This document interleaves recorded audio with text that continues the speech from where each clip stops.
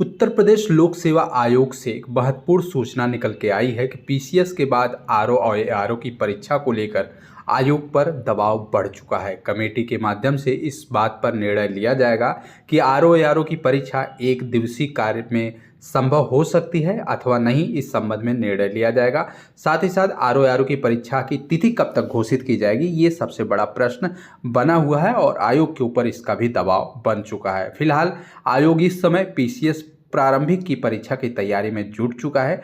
प्रारंभिक परीक्षा के संपन्न होने के पश्चात कुंभ मेले के दौरान आरओ की परीक्षा को लेकर अंतिम निर्णय ले लिया जाएगा। आप सभी को बता दें, आरओ की परीक्षा को लेकर जो कमेटी का गठन किया गया है, कमेटी के माध्यम से जल्द ही रिपोर्ट सौंपी जाएगी आयोग को और आयोग कमेटी के रिपोर्ट के आधार पर आयोग समीक्षा अधिकारी और सहायक समीक्षा अधिकारी की परीक्षा तिथि घोषित करने के लिए पूरा प्रयास करेगा। फिलहाल दूसरी अपडेट पर बात करें तो आप सभी को बता दें, नए शिक्षा सेवा चयन आयोग पर भी इस समय दबाव काफ़ी ज़्यादा बना हुआ है। आपको बता दें कि पुराने शिक्षा आयोग के द्वारा जितनी भी लंबित भर्तियां थी उन पर जो चल रहे मुकदमे हैं और वर्तमान में पिछले 2 सालों के भीतर जो लंबित भर्तियां थी उन सभी भर्तियों को लेकर कहीं न कहीं नए शिक्षा सेवा चयन आयोग पर दबाव चल रहा है।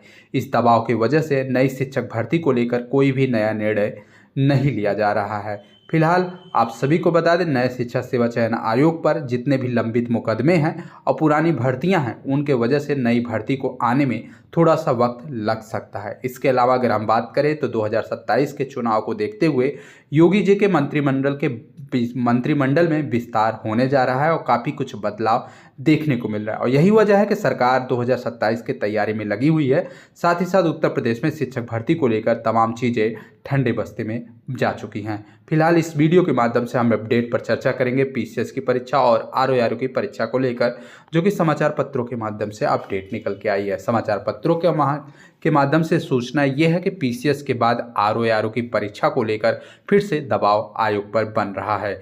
अभ्यर्थियों के साथ साथ यूपीपीएससी भी पीसीएस प्रारंभिक की तैयारी में जुट चुका है। प्रतियोगी छात्र 22 दिसंबर को प्रतियोगी छात्र के द्वारा जो पीसीएस 2023 की परीक्षा है वो 22 दिसंबर को प्रस्तावित है और इसकी परीक्षा के लिए जो प्रतियोगी छात्र है वो तैयारी में जुट चुके हैं। परीक्षा के बाद उत्तर प्रदेश लोक सेवा आयोग पर भी कहीं न कहीं आरओ की परीक्षा का निर्णय लेने का बोझ पर दबाव बनेगा। आयोग ने मामले पर कमेटी का गठन तो कर दिया है, लेकिन कमेटी के रिपोर्ट के आधार पर आयोग को निर्णय भी लेना पड़ेगा। आयोग ने मामले में कमेटी का गठन कर दिया है, इसके बाद मामला शांत है, लेकिन आने वाले दिनों में पीसीएस की परीक्षा संपन्न होने के बाद कमेटी के माध्यम से जो भी रिपोर्ट सौंपी जाएगी उस रिपोर्ट के आधार पर आयोग परीक्षा तिथि घोषित करने की कोशिश करेगा। आपको बता दें, जून 2024 को गाइडलाइन जारी हुई थी। उस गाइडलाइन के अनुसार केंद्र निर्धारण की जो प्रक्रिया है उसको सख्त किए जाने की वजह से जो विवाद उपजा है उसको लेकर आयोग काफ़ी ज़्यादा चौतरफा घेर लिया गया है। आयोग के सामने इस समस्या बाहर निकलने के लिए बड़ी चुनौती बन चुकी है। गाइडलाइन के अनुसार किसी भी परीक्षा में अगर 5 लाख या उससे अधिक अभ्यर्थी आवेदन करते हैं तो उस परीक्षा को कई पालियों में आयोजित किया जाएगा और यह कहीं न कहीं नियम आरओ की परीक्षा के लिए काफ़ी ज़्यादा चुनौती बन चुका है। अगर आयोग शासन की गाइडलाइन के अनुसार परीक्षा केंद्रों का निर्धारण करता है तो उसे प्रदेश भर में केवल 978 केंद्र ही मिल पाएंगे, जिसमें केवल 4,35,074 अभ्यर्थी ही परीक्षा दे सकते हैं। पीसीएस परीक्षा के केंद्र निर्धारण में यह जानकारी सामने आई थी कि ऐसे में अगर आयोग किसी भी परीक्षा के लिए 4.5 से 5 लाख तक अभ्यर्थी आवेदन करते हैं तो उस परीक्षा को एक पाली में कराना आयोग के लिए काफ़ी ज़्यादा मुश्किल हो सकता है। वैसे पीसीएस की परीक्षा विशिष्ट श्रेणी में रखते हुए शासन ने केंद्र निर्धारण के नियम में शिथिलता प्रदान की, जिसकी वजह से आयोग की अन्य परीक्षाएं विशिष्ट श्रेणी में नहीं आएंगी और जिसकी वजह से एक पाली में परीक्षा कराना बड़ा समस्या बन सकता है। आपको बता दें, आरओ की प्रारंभिक परीक्षा के लिए 10,76,004 अभ्यर्थियों ने आवेदन भी किया है और शासन की गाइडलाइन से रास्ता निकालते हुए परीक्षा एक दिन में कैसे कराया जाए और नॉर्मलाइजेशन लागू न करना पड़े, इस पर भी आयोग को मंथन करना है और इसके लिए आयोग ने कमेटी का गठन भी कर दिया है। इसी बीच अभ्यर्थियों के साथ आयोग भी कहीं न कहीं 22 दिसंबर को प्रस्तावित पीसीएस की प्रारंभिक परीक्षा की तैयारी में जुट चुका है। पीसीएस की परीक्षा एक दिन में कराने के लिए परीक्षा केंद्रों को लिस्ट में अंतिम रूप भी दिया जा रहा है। परीक्षा के बाद आयोग पर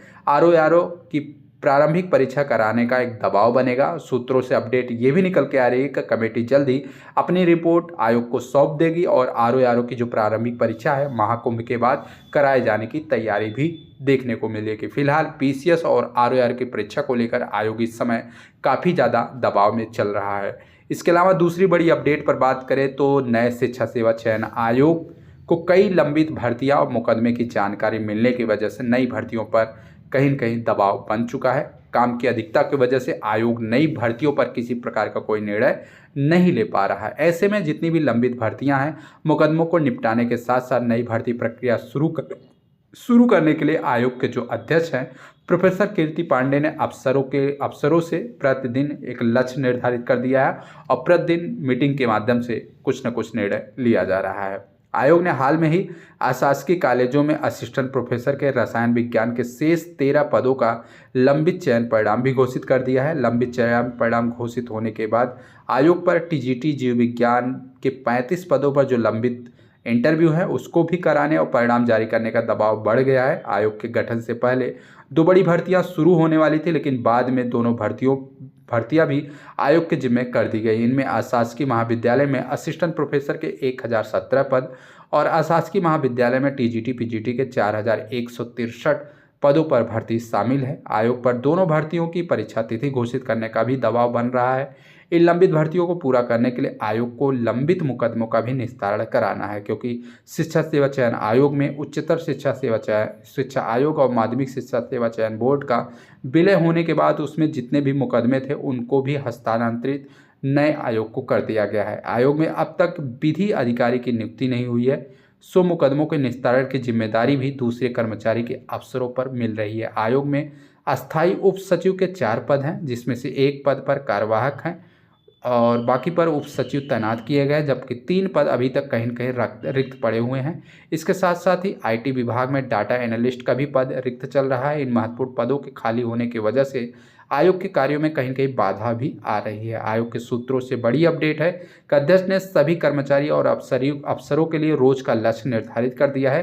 कर्मचारी और अधिकारियों को प्रतिदिन काम दिया जा रहा है और शाम के वक्त उन्हें इसकी रिपोर्ट अध्यक्ष के सामने प्रस्तुत भी करनी होती है। इससे लंबित भर्तियां पूरी कराने, मुकदमों को निस्तारण करने के साथ साथ नई भर्ती प्रक्रिया शुरू करने से संबंधित कार्य भी शामिल किए गए हैं। तो आप सभी के लिए बता दें, नए शिक्षा सेवा चयन आयोग के द्वारा जितनी भी लंबित भर्तियां हैं, जितने भी लंबित मुकदमे हैं, सभी का मामला निस्तारित करने की दिशा में कार्य किया जा रहा है।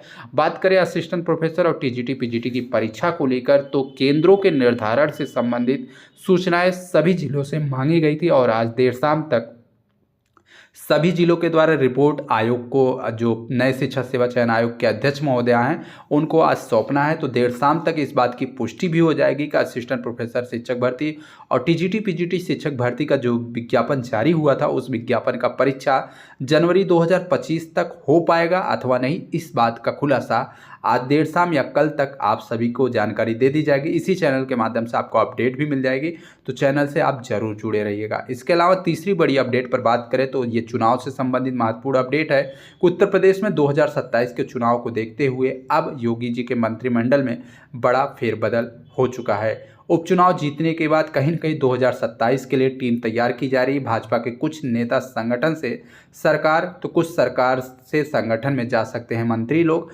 और अभी तक मंत्रिमंडल की अगर बात करें तो 54 सदस्य हैं और अब योगी के मंत्रिमंडल में फाइनल तैयारी चल रही है। कुछ 2027 में फिर से भाजपा की सरकार बने, योगी जी के मंत्रिमंडल में कुछ बड़ा उलटफेर देखने को मिल सकता है। आपको बता दें, विधानसभा की 9 सीटों पर हुए उपचुनाव में 7 सीट जीतने के बाद अब भाजपा वर्ष 2027 के विधानसभा चुनाव के हिसाब से अपनी टीम तैयार करने की तैयारी में है। इसके लिए भाजपा के जो प्रदेश संगठन है और सरकार, दोनों में फेरबदल भी होने जा रहा है। कुछ नेता सरकार से संगठन में जाएंगे, जहां पर जितिन प्रसाद और अनुप प्रधान वाल्मीकि सांसद बनने के बाद मंत्री पद रिक्त चल रहे थे। ऐसे में मंत्रिमंडल में कुछ नए चेहरे भी शामिल होने की तैयारी में हैं। तो आप सभी को बता दें, वर्ष 2027 के विधानसभा चुनाव को देखते हुए योगी मंत्रिमंडल में बड़ा बदलाव होने की संभावना जताई जा रही है और इसके जरिए भाजपा जातियों को भी साधने का कार्य करेगी। सूत्रों से बड़ी अपडेट है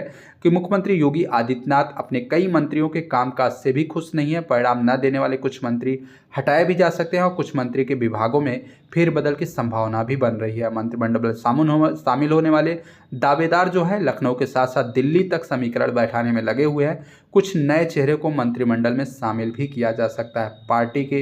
पार्टी करहल के भाजपा प्रत्याशी अनुजेश प्रताप को भी अच्छा पद दे सकती है भाजपा। उनसे काफ़ी मजबूती से सपा के गढ़ में चुनाव लड़ा और 2022 के चुनाव के मुकाबले भाजपा का वेट प्रतिशत भी 10% बढ़ोतरी हुई है। तो ये महत्वपूर्ण अपडेट है चुनाव को लेकर, जहां तक आने वाले दिनों में योगी जी के मंत्रिमंडल में बदलाव देखने को मिलेंगे और 2027 में भाजपा की सरकार बने, इसके लिए योगी जी ने अपनी रणनीति तय कर ली है और आने वाले दिनों में उसी रणनीति पर नए मंत्रिमंडल का गठन भी किया जाएगा। तो ये महत्वपूर्ण अपडेट थी, वीडियो को शेयर कर दीजिएगा। उत्तर प्रदेश से संबंधित सभी सूचनाएं और शिक्षक भर्ती से संबंधित जो भी अपडेट होगी चैनल के माध्यम से आपको सूचना करते रहेंगे। बाकी पीसीएस की प्रारंभिक परीक्षा 22 दिसंबर को प्रस्तावित है और 22 दिसंबर को पीसीएस की परीक्षा प्रस्तावित होने के बाद जब संपन्न हो जाएगी तो कुंभ मेले के दौरान आरओ की परीक्षा तिथि को लेकर निर्णय लिया जाएगा और कहीं कहीं कमेटी के माध्यम से जो रिपोर्ट सौंपी जाएगी उसी रिपोर्ट के आधार पर समीक्षा अधिकारी और सहायक समीक्षा अधिकारी की प्रारंभिक परीक्षा की तिथि भी आप सभी को देखने को मिलेगी। तो वीडियो के साथ जुड़े रहिएगा चैनल पर, समय समय पर आपको अपडेट इसी चैनल के माध्यम से मिलता रहेगा। धन्यवाद।